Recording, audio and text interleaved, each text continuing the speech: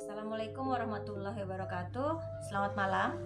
Kami dari kelompok 2 untuk mata kuliah Cross Culture Understanding akan membawakan materi presentasi dengan tema komunikasi antar budaya dan culture shock. Anggota kelompok 2 ini ada Andrea Saputra, kemudian Nur Hasanah, Dian Aulia Syafitri, Arum Nur Hafizah, dan saya sendiri Nokartika. Oke, untuk bahan pembahasannya malam ini ya diawali dengan pengertian komunikasi yang akan dibawakan oleh saudara Andrea Saputra, kemudian pengertian budaya akan dibawakan oleh Arum Nur Hafizah, lalu pengertian komunikasi antar budaya akan dibawakan oleh saudari Dian Aulia, dan yang berikutnya pengertian culture shock beserta contohnya akan dibawakan oleh saudari Nur Hasanah, dan kesimpulannya akan dibawakan oleh saya sendiri. Kemudian kita mulai saja dari yang pertama, pengertian komunikasi. Silahkan saudara Andrea Saputra. Pengertian komunikasi. Di sini kita akan membahas tentang pengertian komunikasi secara bersama. Yang pertama adalah komunikasi merupakan bentuk interaksi yang dilakukan untuk mengirimkan suatu informasi dari suatu tempat, orang maupun kelompok sebagai bentuk penyampaian pesan berupa sumber media dan lingkungan. Komunikasi memiliki peran yang sangat besar sebab mampu menjembatani segala aspek kehidupan yang dilakukan oleh semua kalangan individu. Bahkan komunikasi dapat mempengaruhi cara berpikir atau merubah budaya yang dimiliki atau melekat pada manusia.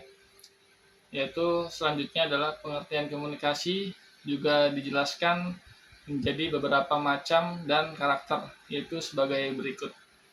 Yaitu yang pertama ada komunikasi verbal. Komunikasi verbal adalah komunikasi yang dilakukan dengan menggunakan kata-kata baik secara lisan maupun tertulis. Itu contohnya seperti berbicara secara langsung, menulis teks ataupun pesan, berpresentasi seperti yang saya lakukan saat ini, dan hal lain sebagainya. Dan yang kedua ada komunikasi non-verbal. Itu jenis komunikasi yang dilakukan tanpa menggunakan kata-kata, melainkan menggunakan tekstur wajah, terus gerak tubuh dan ekspresi. Yaitu antara komunikasi verbal dan non-verbal itu sangat berkaitan agar terciptanya suatu penjelasan yang lebih efektif dan efisien. Yang ketiga ada komunikasi tertulis, yaitu jenis komunikasi yang dilakukan dengan menggunakan informasi dalam bentuk surat, email maupun teks. Dan keempat ada komunikasi visual, yaitu jenis komunikasi yang dilakukan dengan menggunakan gambar, foto, grafik ataupun video dalam menyampaikan pesan atau informasinya.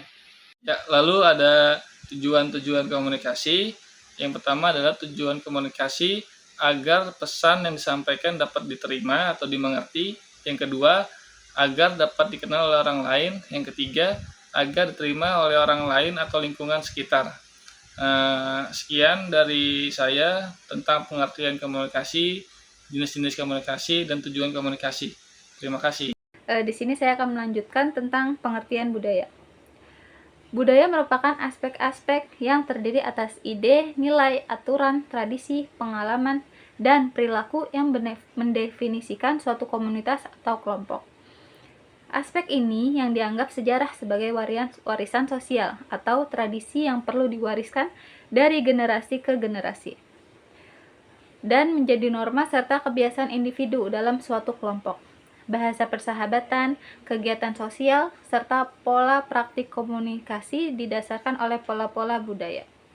Oleh karena itu, seringkali kita melihat adanya perbedaan dari satu budaya dengan budaya lainnya. Kayak budaya, contohnya kayak di Betawi, misalnya kalau ada yang mau nikah itu pasti nggak harus ya, tapi kalau budaya Betawi itu ada palang pintu. Di Jawa ada yang namanya yang harus basuh kaki suaminya, katanya biar istrinya nanti nurut atau gimana, seperti itu. Itu memang sudah budaya dari suku tersebut gitu. Nah, di sini kita sering dengar budaya sama kebudayaan. Apa sih bedanya budaya dengan kebudayaan? Budaya atau kebudayaan merupakan cara hidup yang berkembang dan dimiliki oleh bersama, serta diwariskan dari generasi ke generasi berikutnya. Nah, kalau di sini budaya adalah daya dari budi yang berupa cipta, karsa, dan rasa. Sedangkan kebudayaan adalah hasil dari cipta, karsa, dan rasa tersebut. Pengertian komunikasi.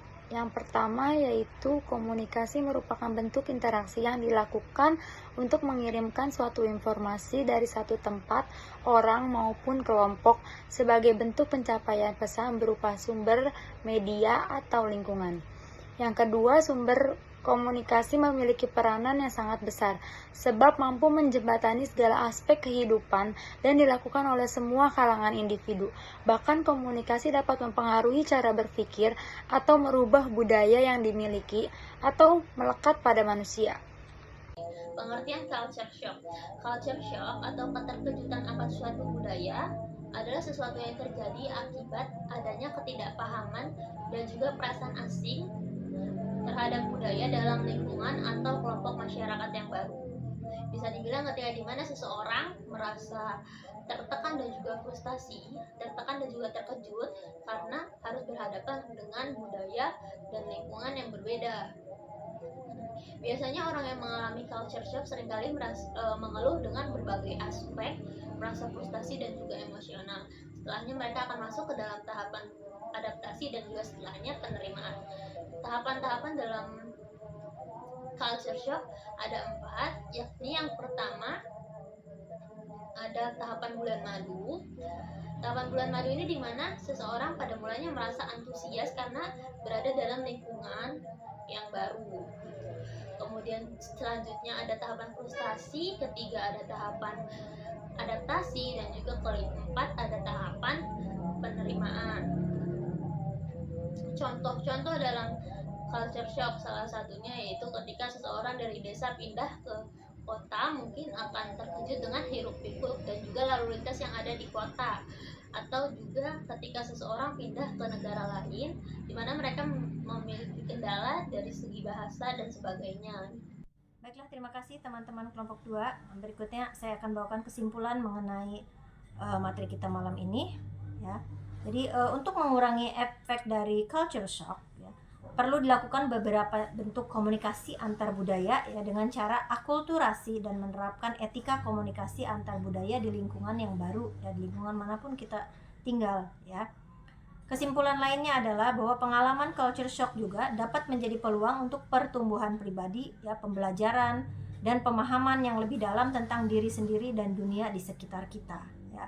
Berikut juga kami tampilkan video ya yang berhubungan dengan materi kita malam ini. Oke, silakan dilihat videonya ya. Kemudian apabila rekan-rekan yang lain ada pertanyaan atau masukan-masukan terhadap materi kami yang kami bawakan ya, presentasi malam ini, mohon dipersilahkan. Terima kasih. Wassalamualaikum warahmatullahi wabarakatuh.